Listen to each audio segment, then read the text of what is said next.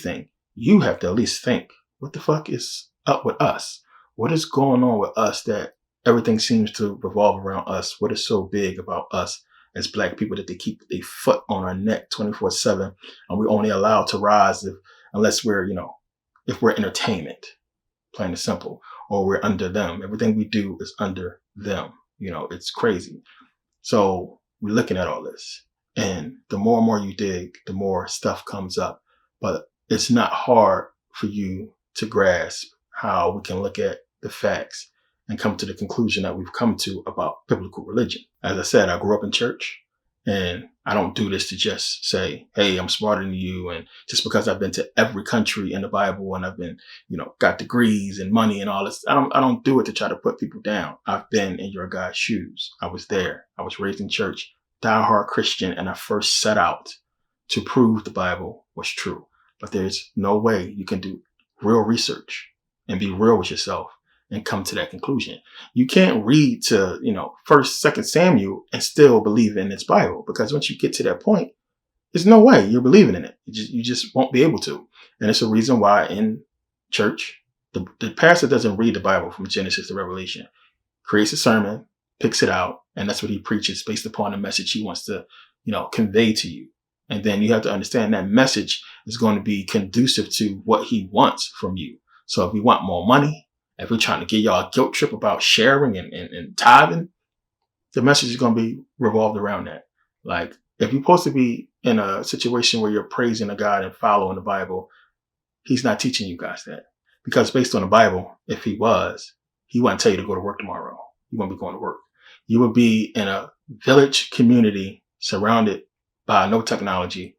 You wouldn't be in the city. You wouldn't be in the world, as the Bible states, around all this sin. Because if you're online right now, you're associating yourself with sin. And then you have the understanding that the Bible says you can sin all the time. But again, they wrote this so it could be left up into interpretation. But people basically interpret the Bible the way they want to.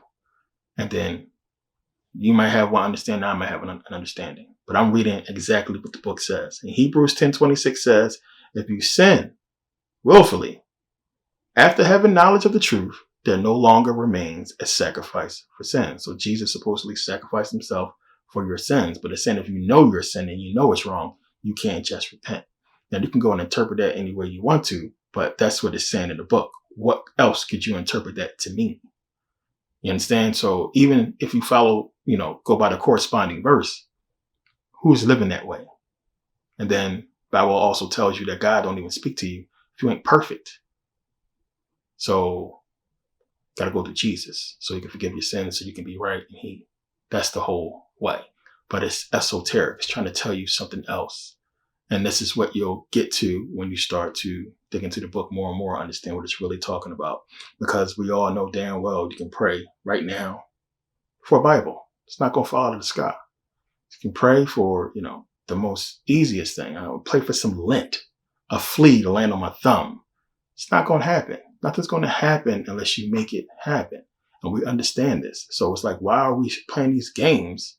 It's childish games. You go, cuss your kid out about having an imaginary friend. No, he's not real. Don't play with those dolls.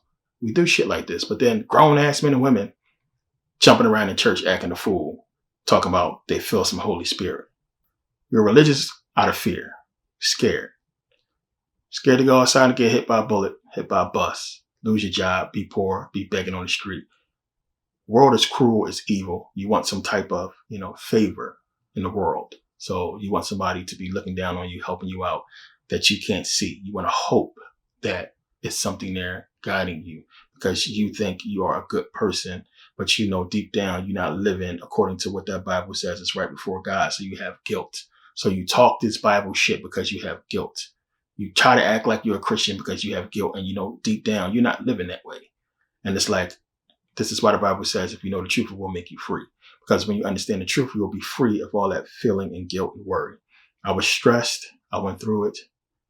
The Satan part was the craziest part because I had to understand what that really was about. Because if you start doing research everywhere you turn, you run into Satan. I have videos on this to understand what that really is, because no such thing as Satan. You're Satan. You are the Antichrist if you're a Christian. So I need to understand what this means. and what this stuff is. So how do you, enslave a people, really? How do you get a people? How do you do what they've done to us? Think about this. For so long, they've managed to keep this up. And the biggest reason is because of religion. You got to understand how they were able to take everything from us and brainwash us. And if you're a Christian, the book tells you, turn the other cheek, forgive. And if you're rich, it's going to be easier for a camel to go through the eye of a needle than for you to get into heaven. Even though your ass praying, you praying for lottery numbers every damn day, and you praying to hit the number, you praying to come up, you watching rappers and all these people thank God, but they stinking rich. And you can't figure it out. You can't figure out how these people praising God, but then rapping about killing, murder, everything that goes against the Bible, but they rich. What is that about? Oh, they must be in some Illuminati, devil, Satan stuff. How? And they got Jesus pieces on. They thanking Jesus at every award ceremony. What is that about?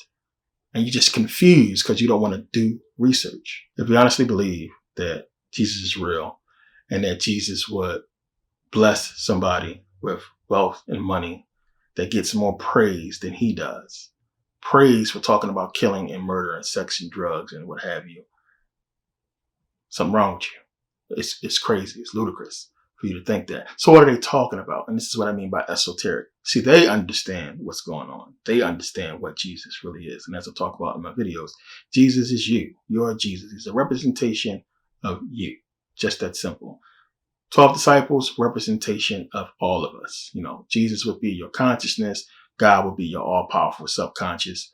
What is that? What does that mean? And for a lot of new people, I get a lot of older people, this is stuff you guys wasn't taught, and it's spooky stuff to a lot of people. It just don't sound right, but it's something that you deal with and use every day, every time you go to sleep. It's questions that you don't know to ask, and these questions that you don't think to ask because of the mental brainwashing that you've been dealing with for, decades. And it's a lot, and it's deep, and it's crazy, and it's stuff you should know because there's a consequence to not knowing. The whole concept of hell is what they got from the ancient Egyptians, them understanding the underworld and that this is hell and this is the underworld that we're in right now. So what does that mean? What is that all about? Every single civilization on the planet spoke of reincarnation. Every single one believed in reincarnation. And Jesus is telling you about reincarnation in the Bible.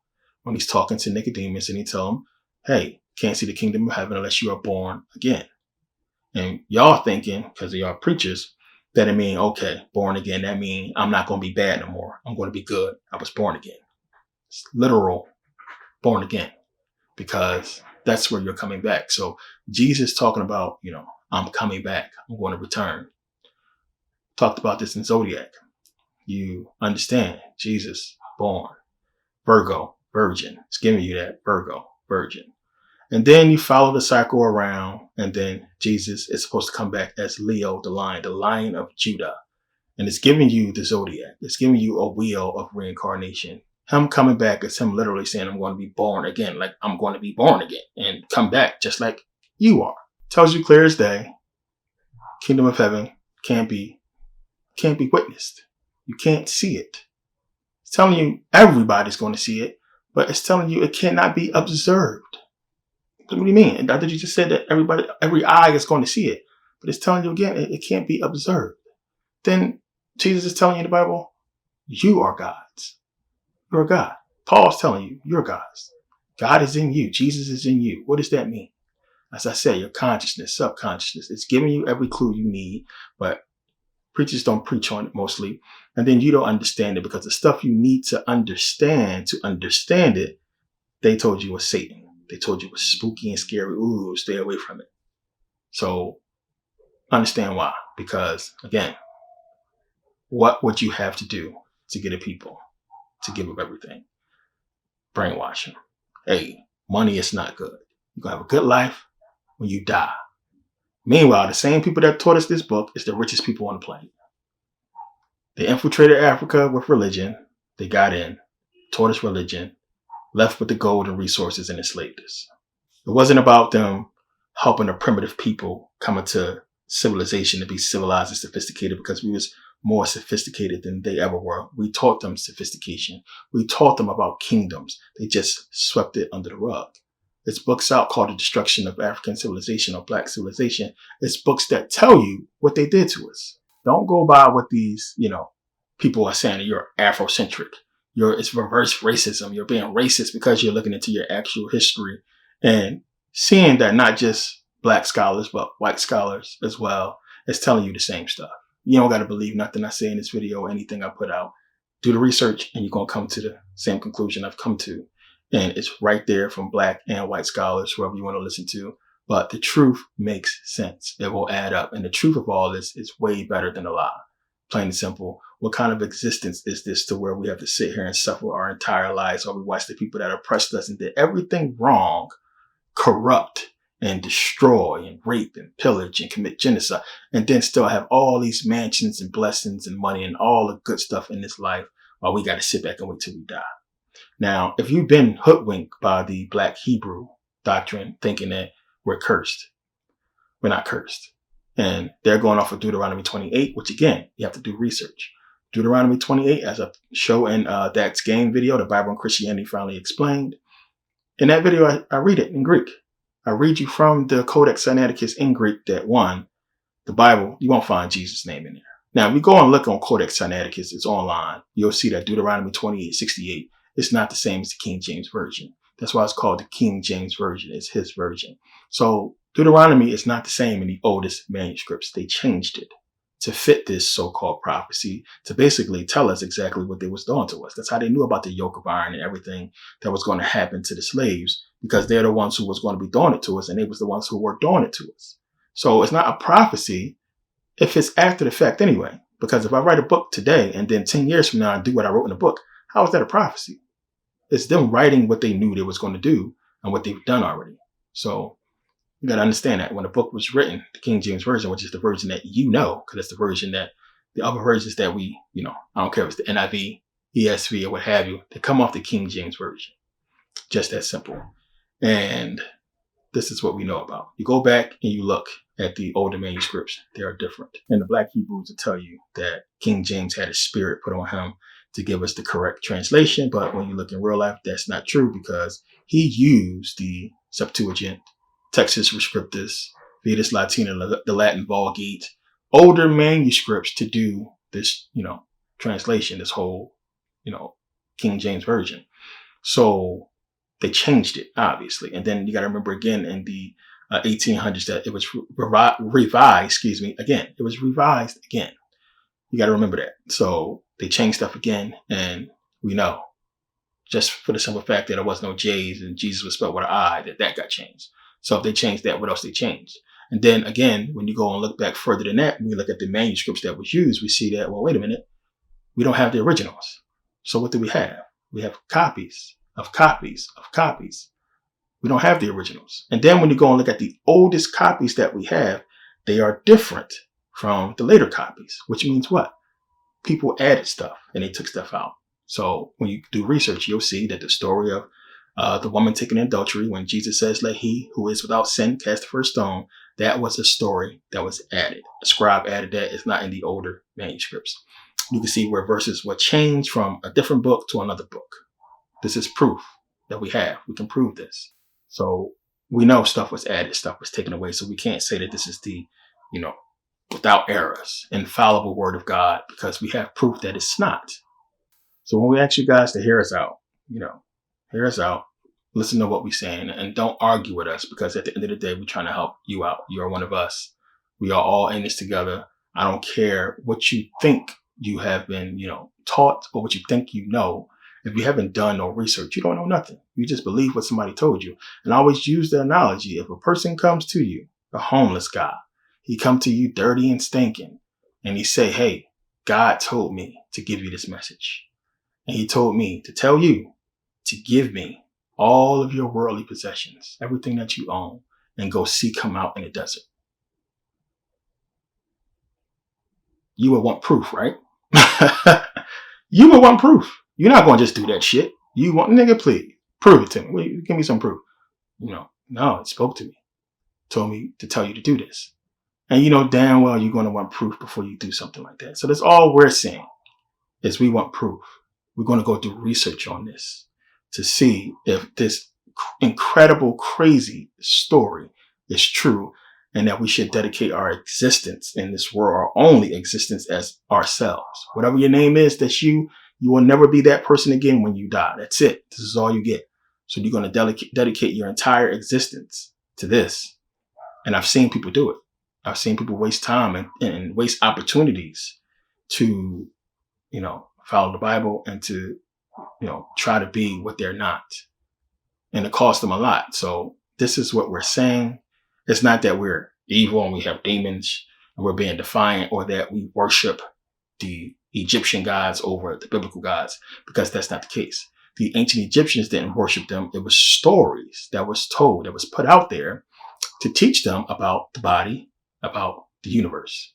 Just that simple. We don't worship Osiris as a god. We didn't choose Osiris over Jesus. Osiris represents many different things. And the more you dig into that, you see what it is. And we talk about this in a lot of videos. So it's about really doing the research and understanding the argument and why it's valid. And the more you look, the more you'll see that you're on our side than not on our side. And the only other way you can go towards the Bible is with complete faith. And that's what you have to operate with. Just say to yourself, I just have faith. I respect people who say, you know what? I don't believe this stuff. I believe in the Bible and I have faith in the Bible. I'm going to keep my faith. But they don't argue and try to push the belief on other people. They just say, this is what I believe and I choose to believe it. And it has worked well for me. That's what you choose to believe. I respect that. Go do you. But if you're a person out here saying this happened and Noah's Ark and all this stuff is real and true, then you have to prove it. You have to come with faith and proof and facts, and leave that faith stuff behind, because people with common sense is just not going to accept it. So that's all we're saying. But I want to thank you guys for taking the time to watch, and thanks to everybody who took advantage. Thanks to everybody who has been supporting. And I put a lot of stuff out, and make sure you guys keep up and make sure you guys register for Merkabah Academy. See you guys next video.